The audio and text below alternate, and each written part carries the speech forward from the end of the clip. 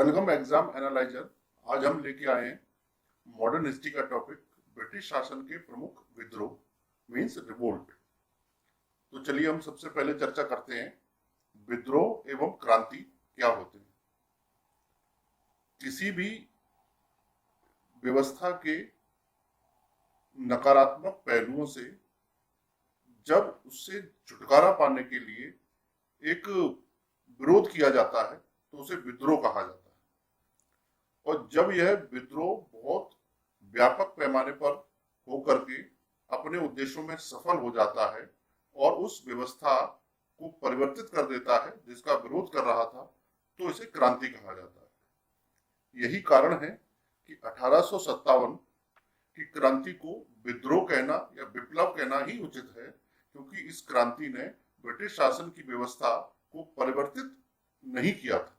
अतः भारतीय परिप्रेक्ष्य में उसे क्रांति कहा जा सकता है, क्योंकि इस विद्रोह के बाद ब्रिटिश शासन को ये आभास हो गया कि वे बहुत अधिक समय तक भारत में शासन नहीं कर सकते। तो चलिए हम शुरू करते हैं कि ब्रिटिश शासन के प्रमुख विद्रोह कौन कौन से हुए थे।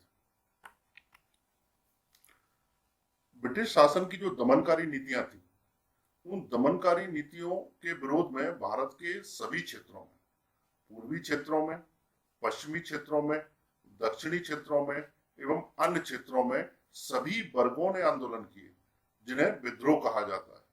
और इन्हीं विद्रोहों में कृषकों के विद्रोह भी शामिल थे, आदिवासियों के विद्रोह भी शामिल थे, जमींदारों के विद्रोह भी शामिल थे, कुछ राजे रजवाड़ों के भी विद्रोह शामिल थे। यानी ब्रिटिश सरकार ने बहुत सारे लोगों के विरुद्ध कुछ ऐसी नीतियों का निर्माण किया जिससे छुटकारा पाने के लिए सभी वर्गों ने विद्रोह प्रारंभ किए। तो हम सभी इनको ग्रुप वाइज और डायरेक्शन वाइज पढ़ने का कोशिश करते हैं। First of all we will discuss about Sannyasi revolt. ये सन्यासी रिवोल्ट 1760 से लेकर के 1800 तक चला, बहुत समय तक चलने वाला विद्रोह था। इस विद्रोह को समझने के लिए ये समझना आवश्यक है कि इस विद्रोह का केंद्र है जो बंगाल था, और बंगाल में इस विद्रोह के नेता थे कैना सरकार और द्विजी नारायण। बंगाल में जब सबसे पहले ब्रिटिश हुकूमत कायम हुई तो उससे जमींदार, कृषक और शिल्पकार, इन तीनों की स्थिति बदतर हो गई, क्योंकि सरकार ने जमींदारों से उनके अधिकार छीन लिए गए। इसके अलावा कृषकों के लिए कुछ विशेष फसलों को उगाने का फरमान जारी कर दिया गया। इस प्रकार से बंगाल में ब्रिटिश शासन की नीतियों का विरोध धीरे धीरे प्रारंभ हुआ। किंतु जब ब्रिटिश सरकार ने विभिन्न प्रकार की तीर्थ यात्राओं पर प्रतिबंध लगा दिया तो बंगाल का एक सन्यासी वर्ग इस संपूर्ण व्यवस्था के विरुद्ध हो गया, और यही कारण था कि यह आंदोलन बंगाल में चलाया गया। इस आंदोलन के बारे में विस्तृत रूप से बांग्ला भाषा के साहित्यकार बंकिम चंद्र चटर्जी ने अपनी पुस्तक आनंद मठ में विस्तार से लिखा। इसके अलावा इस पूर्वी क्षेत्र का प्रमुख दूसरा आंदोलन चुआर विद्रोह था, जो 1768 में चलाया गया। यह पश्चिम बंगाल के मिदनापुर जिले के आदिवासी लोगों द्वारा चलाया गया। इस विद्रोह के अंतर्गत दलभूम, केलापाल और ढोलका तथा बाराभूम जिले के जो शासक थे, इन शासकों ने भी आंदोलन में भाग लिया और ब्रिटिश सरकार का विरोध किया।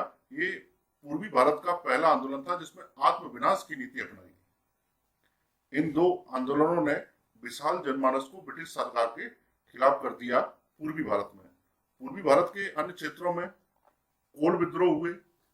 ये 1831 से 1832 तक छोटा नागपुर के कोलों द्वारा किया गया। इस आंदोलन का प्रमुख कारण यह था कि ब्रिटिश सरकार ने छोटा नागपुर के कोलों की जो भूमि थी और उनको जो मुखिया के अधिकार थे, वो उन लोगों से छीन करके मुस्लिम और सिख कृषकों को देना प्रारंभ कर दिए, जिसके विरोध में विशाल आंदोलन हुए और एक बृहद विद्रोह खड़ा हुआ जो सिंहभूम, पलामू, हजारीबाग के क्षेत्रों में फैल गया। इस आंदोलन का नेतृत्व सुरगा और सिगराय ने किया। इसके अलावा है मुंडा एवं हो विद्रोह। मुंडा एवं हो विद्रोह। यह भी 10 वर्ष तक चलने वाला एक विद्रोह था जो 1820 से 1831 तक चला।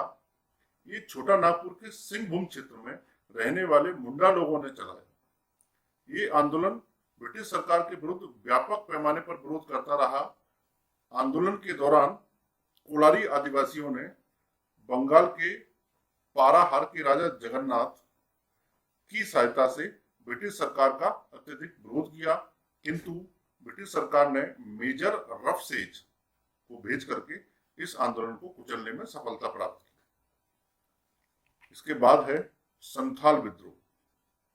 पूर्वी भारत के जितने भी आदिवासी विद्रोह हुए हैं उनमें संथाल आदिवासी विद्रोह सबसे अधिक शक्तिशाली विद्रोह है।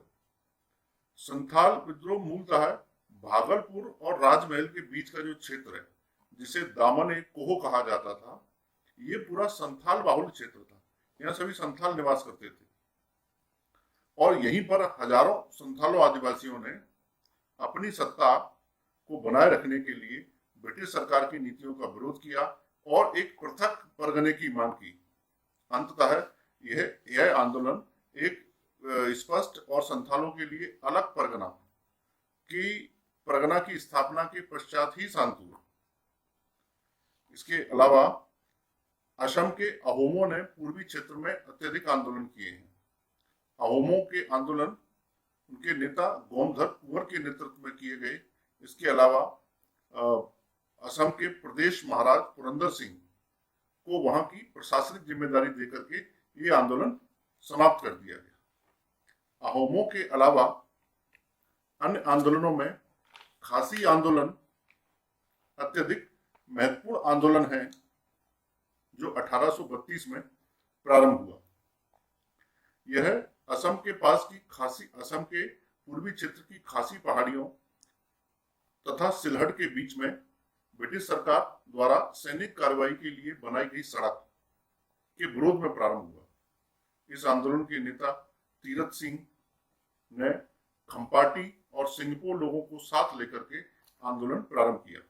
इस आंदोलन में मुकुंद सिंह ने भी तीरथ सिंह का साथ दिया। इसके बाद है पागलपंथी विद्रोह।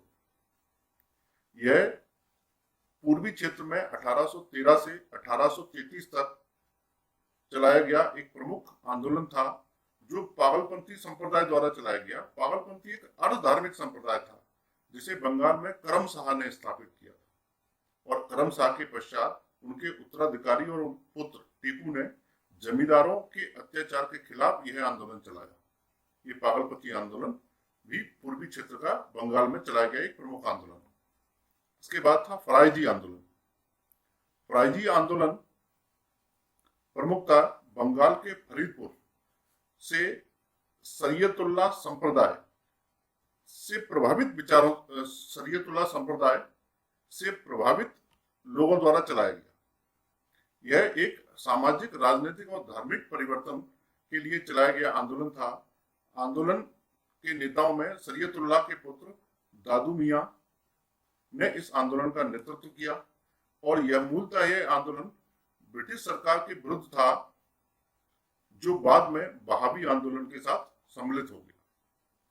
तो ये थे पूर्वी क्षेत्र के आंदोलन। इसके बाद है कुछ पश्चिमी क्षेत्र के आंदोलन जिनमें है भील विद्रोह जो 1812 से 1840 तक चला।